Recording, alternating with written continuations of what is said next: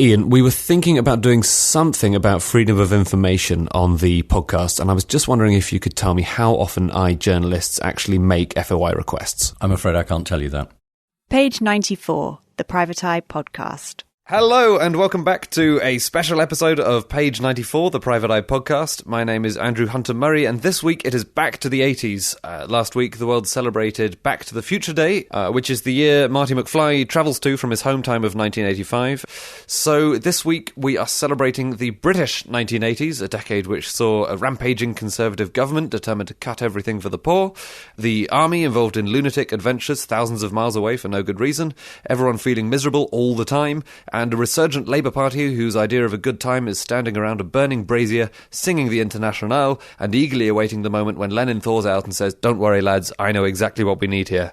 The only thing that's missing is a bouffant-haired moron in the USA with dreams of becoming president. Thank God we've left it all behind.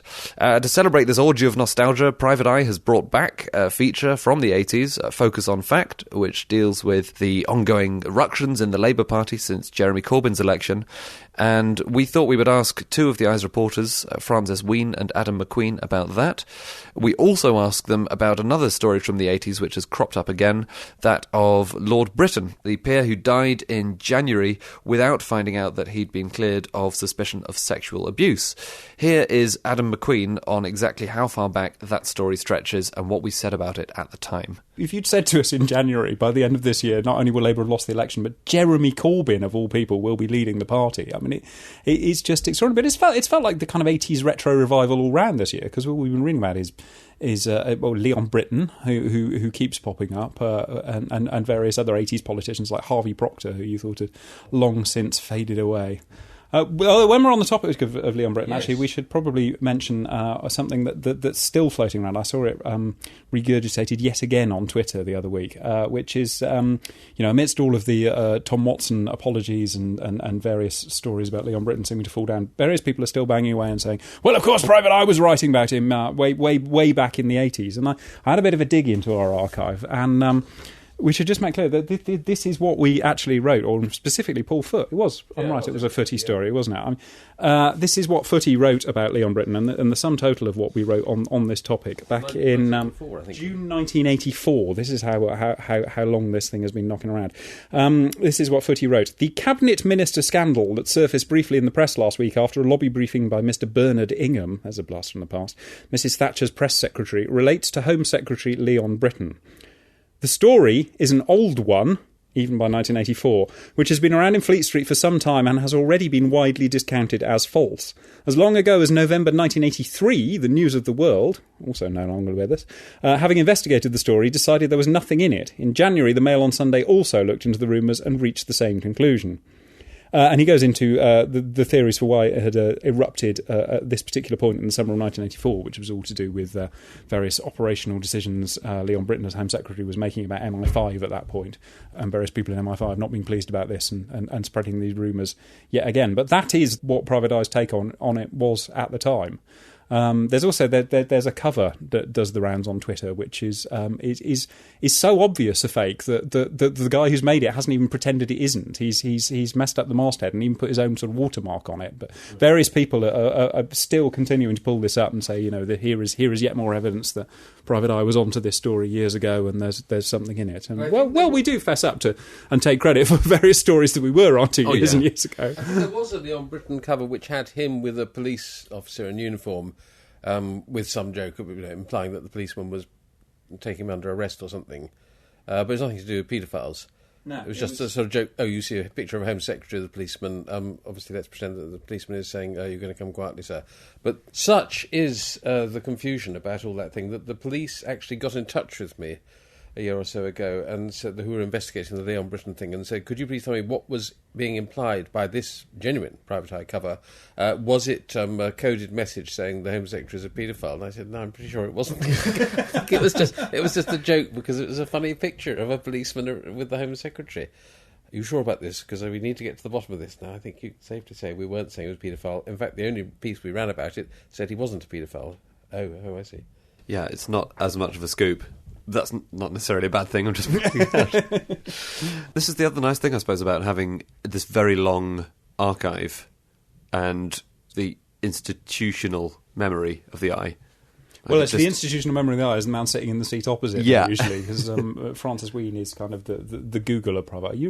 Your memory for stories, Ian always says, is completely extraordinary, isn't it? I mean, you were sat in that meeting this morning, citing from memory what you'd written about Lord, who was it? This Labour peer who's just walked out on Corbyn. So you've forgotten what happened in the meeting this morning. Well, two of them have, Lord Grabbanner and Lord Warner, both of whom we've turned over many times.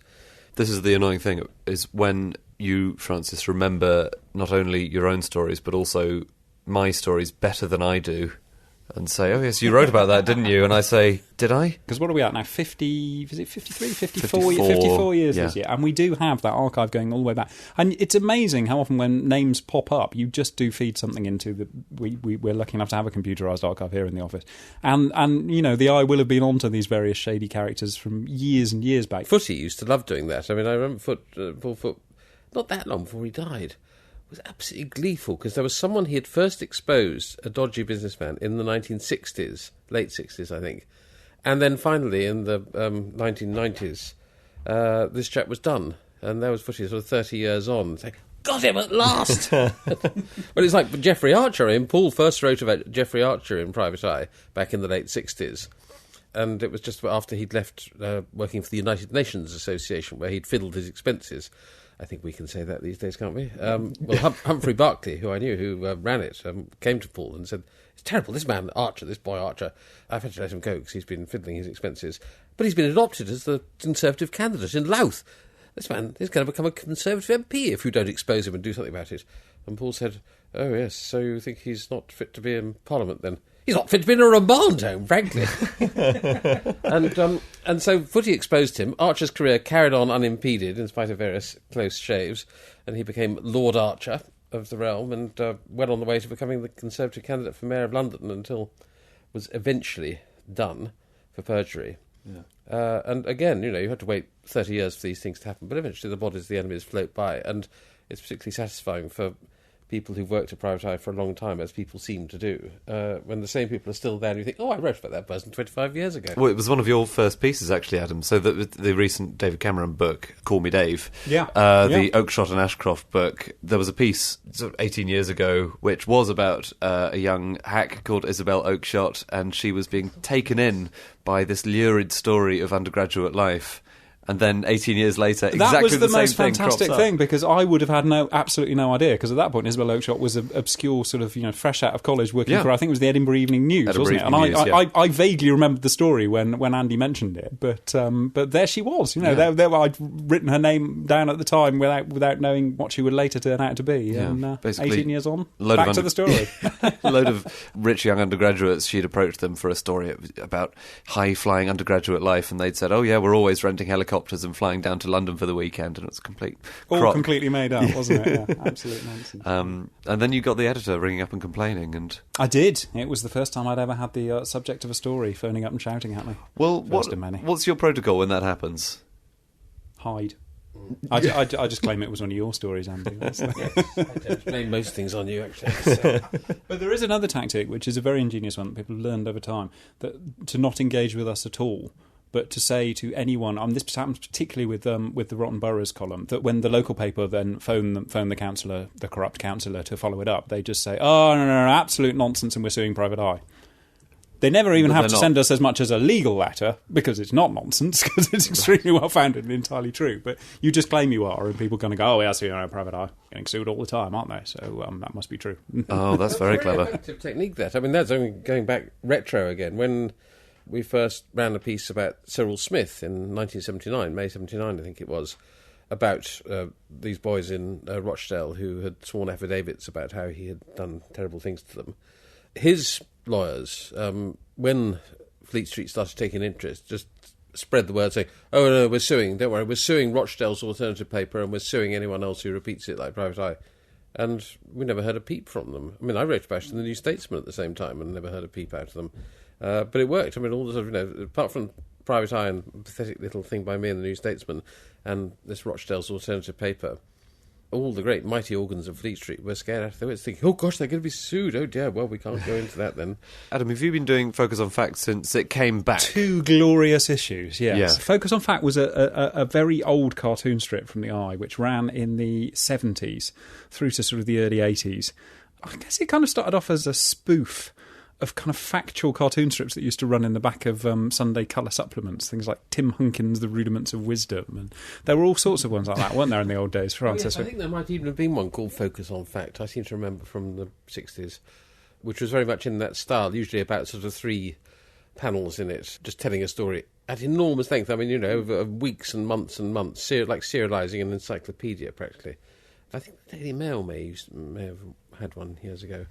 Were they the ancestors of the Deirdre's photo casebook that you still get in the Sun today? No, they weren't nearly as exciting as that. No. They No, were very, very educational, very factual. In fact, what they most resembled, and this is something for older readers, is the picture stories in Blue Peter annuals that you used to get. You'd kind of the story of the Brontes, as told in a strip cartoon that was considerably less exciting than you thought it was going to be when you first saw it. Okay, so in the late 70s, early 80s, this was in the Eye originally. And somehow that just fitted the whole Jeremy Corbyn thing, which is just a feast of retro. I mean, it's amazing, because the most incredible thing about Corbyn...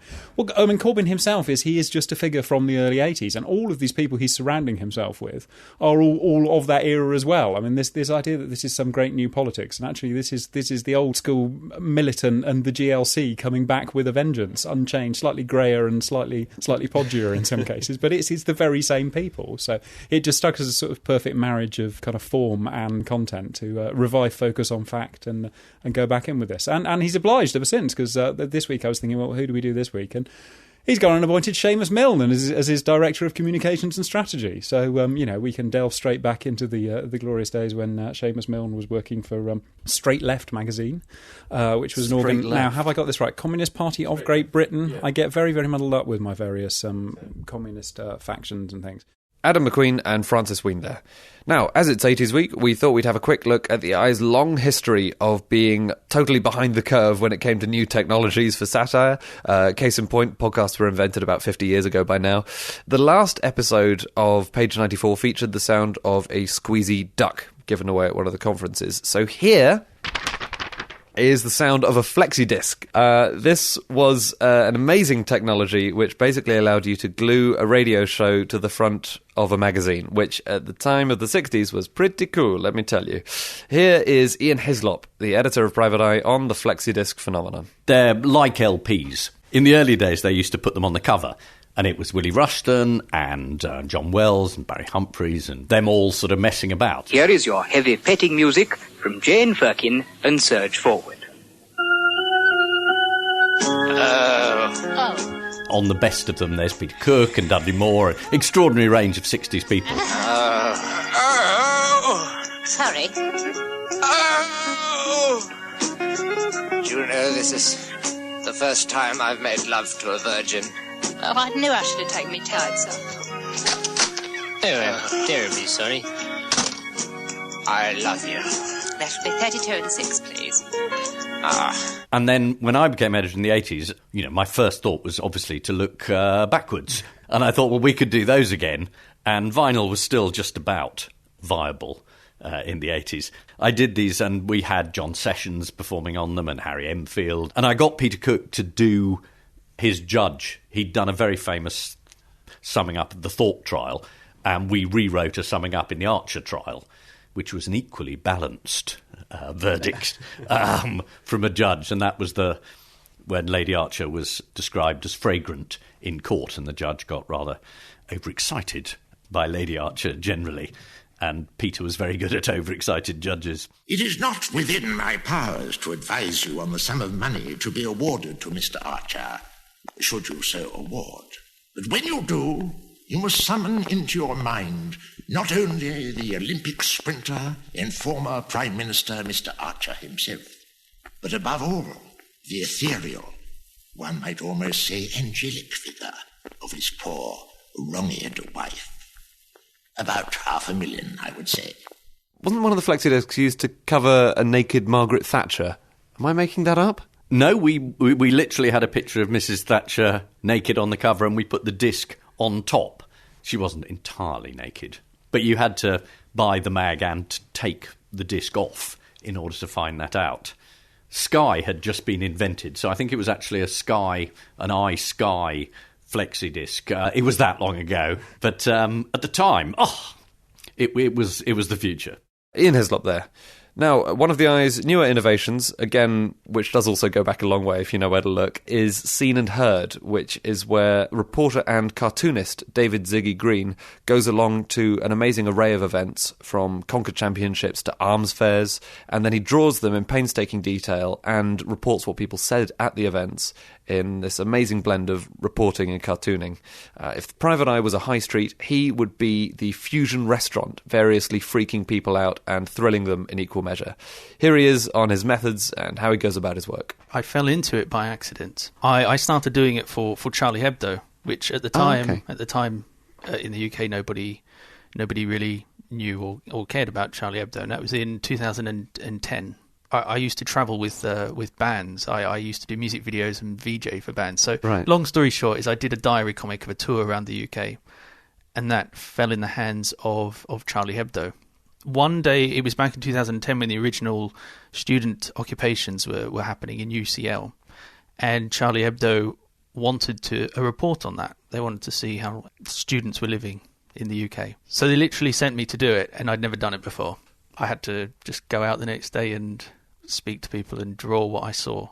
What kind of thing draws your eye? Because I have a list of places that you've been to for recent Seen and Heards, and they include a Conquer Championship, a refugee camp in Calais, some Morris dancers, the London Fetish Fair's BDSM after party. It's quite fair to say these are eclectic, I think. It's got to be, I think, a combination of something that I've never been to. Yeah, so your latest one is about twerking. Yes, I've got my hot pants on right now. I can confirm that. When you get there, do you tell people that you're doing this? Do you say, I am drawing you for Private Eye, tell me what you think about this? In the beginning, I wanted to tell people, but I found that if you tell them where you're from, it skews their answers. Often in the beginning, I might say, I'm doing something for Private Eye, and the person will say, oh, well, you want satirical answers then, don't you? And I think, no, I just want natural. So I dropped that. I'm always happy to tell them afterwards, and so there's nothing secretive about it, but I try not to in the beginning. It's a very good rule of Private Eye journalism, is tell people afterwards. Exactly, yeah. So what was the twerking thing like? I mean, was it a twerking event? No, it was a discussion panel. So there was no actual twerking. But seriously, it was a discussion about twerking as an act of resistance. It was very interesting, very, very interesting. Yeah, and these things, they kind of stray into the political or the surprising or the social comment when you think they're not going to. Yeah, exactly. Yeah, well, that was the thing that was most surprising, was how many sort of political, social levels there are to the opinions of what twerking is and what happens. I'm literally putting the report together now, not as I'm sitting here, but I'm going to head off and finish it. And there's so much to put in it, I'm not quite sure what. It's just the different perceptions of how it's been hijacked by Miley Cyrus and the hip-hop music industry, and it's really, really, really interesting. So hopefully I can at least get an ounce of it into the next report, yeah. What's happening with twerk, the consumption of twerk, I would really be reluctant to say that it's benefiting black women. I feel that it's actually a violence upon them that's been inflicted in a different way. I'll record the interviews, because one thing I learnt in the beginning I thought I'd be hardcore, I'd be serious, and I'd just sketch and interview at the same time. And I also learned that you can't interview somebody, take in all of their words, also what's going on around them, and draw and write down their words. So I decided very quickly I should invest in recording material. So I've got a dictaphone which I'll record interviews with, so that when I get home, at least I can just listen back and I actually get... Because it's very important to also get exactly what they say, because often their personality will come through in their actual... even just the order of their words. You know, once you change that, sometimes you can change the personality. How do you get into some of these places? You don't have to give away your specific methods, because a lot of people get a bit twitchy about that. But you were in... Was it an arms fair recently? I tried to get in. I got to the point I registered online, and I did all the proper procedures, and I was going through the media sort of department, and then at the press area and stuff, and then And then they sort of just clocked it and said, hang on, why does this guy want to draw? This doesn't make sense. And so we went through this massive procedure, and where they just wouldn't, they didn't get the concept of why I wanted to go into the fair and draw things. Yeah. So I decided to try and sneak in with the old ticket that they'd sent me. And so I got through about 3 or 4 barriers of security by just blagging my way.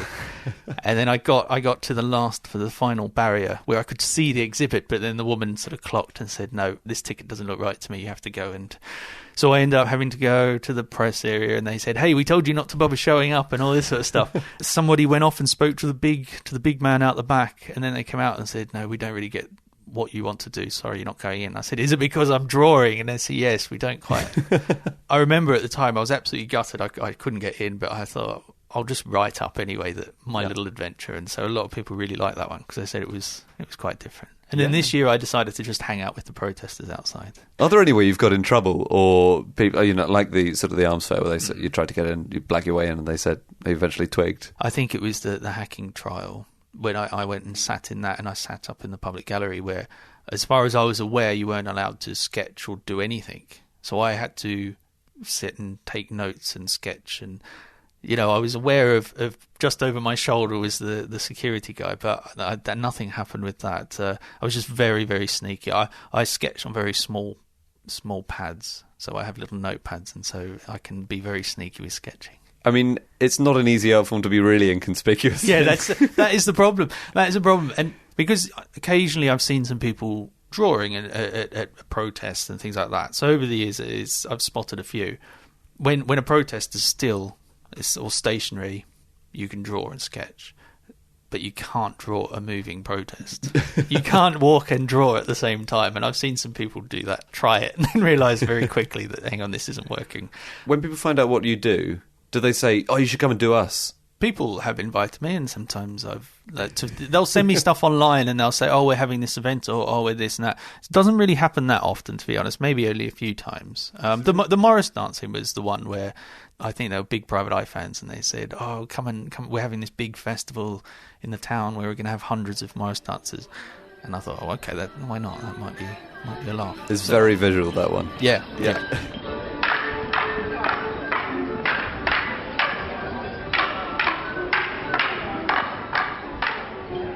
One other thing that I've sort of picked up is that I always try to be the last to leave, because often, for example, I went to a UKIP, a big rally in London, maybe about a year or two ago. It was Nigel. After Nigel had done a tour of the UK, he'd come down to London. So I went, and I was sitting there, and I decided to be the last to leave, because you never know what happens. And so you see a lot of the rest of the media will sod off after Nigel said his bit. But then I didn't realise that he actually just sets up on the stage. He's a book signing table. And he just he sells his books and does book signings afterwards. And I thought, well, I didn't know that was coming. And so I always sort of like to stay as late as I can, because you don't know what's happening afterwards, after the fanfare, essentially. So yeah, we should plug your book. Oh yeah, if you want. Yeah, sure, why not? It's called Seen and Heard. Seen as in SCENE, like it appears in the mag, and illustrated snapshots of modern life. I decided to put it together partially because some people wanted to know where there was a bit of a way you could see some of the older ones and things like that in a collection. So I put one together, and it's the first 2 years of all the reports that appeared in the magazine. A couple of extras, but it also has a few little chapters that actually explain, and a few examples of my sketches on the spot and stuff like that. Over the years you've been doing it, is there anything that you've seen that's particularly stayed with you? Every year I think about it, and it's the one that it's actually the last report in the book. And I really wanted to squeeze it in, and it's the homeless people surviving winter. It's the Homeless Guide to Surviving Winter. And I spent 2 or 3 nights out when I did it in the winter. I didn't stay out all night, but I stayed out to the late night soup vans and things like that, and I walked around London and interviewing homeless people. They actually wanted to be drawn, so they were happy to be drawn as cartoons. But the thing that I learnt, which I didn't know, was that they needed socks. And it was a universal answer amongst them all, was that we need socks, because once your socks get wet, you're screwed. They're socks more than anything, and that people always give them gloves and beanies, and they often feel bad because they think, I've got a bag full of gloves here, I just need socks. And at the time, it was just something that I didn't realise. The second night, I went around and everybody I interviewed, I gave them some socks as well, because I thought, well, I'm not going to just interview them and then sod off. And so I tried to tell everybody, now, always carry a pair of socks in the bottom of your bag, and so that when you pass a homeless person in the winter, just give them that sort of, even if you go to the pound shop and just get a pack of, 5. So that's one thing that sort of stayed with me quite a bit. Yeah. David Ziggy Green. That's all for this week. That ends our 80s night at Private Eye. So we've done the past pretty thoroughly, and next time we will be doing the future. We mentioned freedom of information at the start of the show, and the government is currently consulting on changes to FOI, so we thought we'd talk to a load of reporters here about what that might mean for them. I hope you've enjoyed this episode. Thank you very much for listening, and goodbye.